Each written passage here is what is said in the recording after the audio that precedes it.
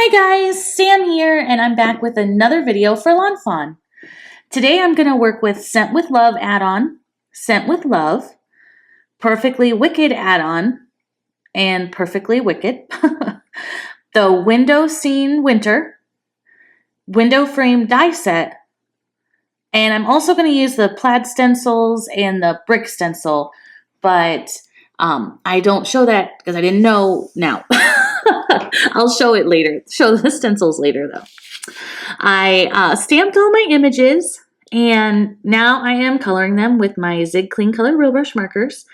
I'm doing what I always do, which is spritzing water onto my craft mat, getting my water brush damp, and adding some color along the edges where I ultimately want the shading to be of the images, and then using my damp water brush to draw it out, draw out the color. Easy peasy.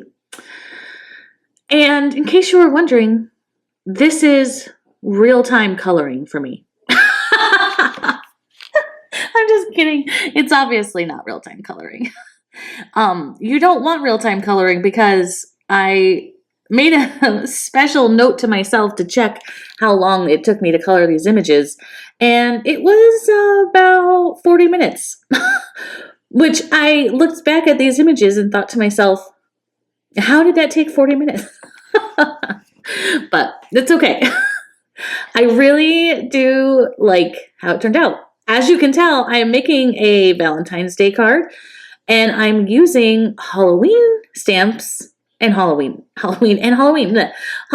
stamps and Valentine's Day stamps. I thought it would be fun to mix things up and stretch your stamps, and I actually hadn't had a chance to color in these kitties yet, which is a crime because they're so cute. So I definitely wanted to use them for this card. So I'm coloring them all. I started, as you saw, with a base layer of basically the mustard color, which is my favorite marker. I have a whole video dedicated to mustard basically on my channel, but and then I just colored each kitty just slightly different. So the big cat, I added some darker browns. The walking kitty, I added some stripes like a tiger. And then the other kitty, I colored just lighter. I was going to say light, but it's not that light. Lighter than the other one. So they're all the same-ish colors, but slightly different. And the reason I didn't color them all different is because I was trying to keep the color palette as minimal as possible so that the reds and the pinks on the card really popped. So I knew I wanted to go crafty, pinky red mostly. You can see I do add some, like I added the light blue for the snow in the winter scene window, but mostly everything else is in crafts in reds and pinks and corals. I thought about keeping the couch neutral, and then obviously did not go down that path. No, I did not. It is bright red and I love it. I actually have red couches myself, though none as fancy as this one. And so I do like the red couch. I color these pillows in a light pink and a coral. I don't end up using them though. I thought I was going to use them, obviously, which is why I stamped and colored them. But the pillows, the candy heart box, and the envelope, alas, do not make it to the card. It is a very sad day for them. But like all my images that I don't use, I'm saving them. And I just put them back in the packaging with the stamp sets. And next time I pull out that stamp set, they're already colored and ready. And it saves me some time. I colored the roses in very similar shades of reds and pinks. But they're all actually slightly different. But it doesn't matter because to me the point was just to have a red pink place for your eye to land on in that really light gray bouquet wrapping. Oh yeah, I did have to add green for the stems. I'm not mad about it though. I am red and green are complementary colors, so they look really good next to each other. And I even though it's the only greens on the card, I'm not mad at it. I'm not mad. Here I am coloring the candy heart box, which I don't end up using. I could not decide what colors to use. You could see I started coloring it in beige. I'm like, no. So then I added some pinks. I think end up adding a little bit of red. It's just a mess. Oh yeah, the background for the window.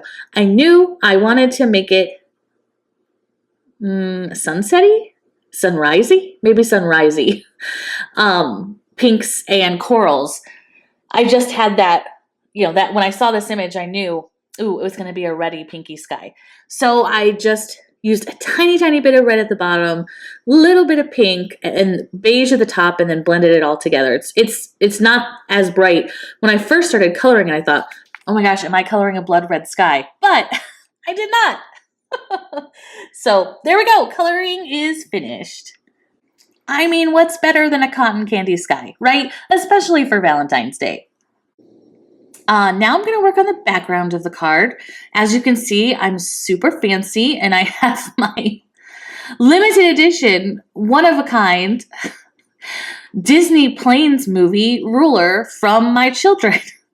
I have had that ruler for a very long time, and it probably isn't even accurate measurements, but as long as I can get equal measurements on each side, that's all I really need. But I'm super fancy. I just wanted to kind of mark where I could mask off for the floor of my card, and then I'm using one of the plaid stencils with old paper distress ink to add a subtle background. As you can see, as I mentioned before, I just wanted, a hint of color, a subtle background. So it's just like a crafty, background. And then I'm using the brick stencil for the floor. It's like a tile floor.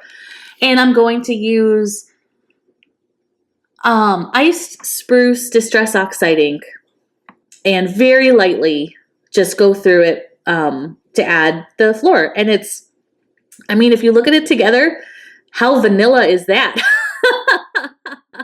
But when you put everything on it, the pinks and the reds, it helps it pop. See? And I was going to do my sentiment like I usually do on black cardstock, but then I thought, no, let's do another pop of red. And I'm so glad I did. Just that little bit of going out of my comfort zone, which again, it's still heat embossing and it's still a strip, but it wasn't black, it was on red. That was so different for me, and I really like how that came out. Oh gosh.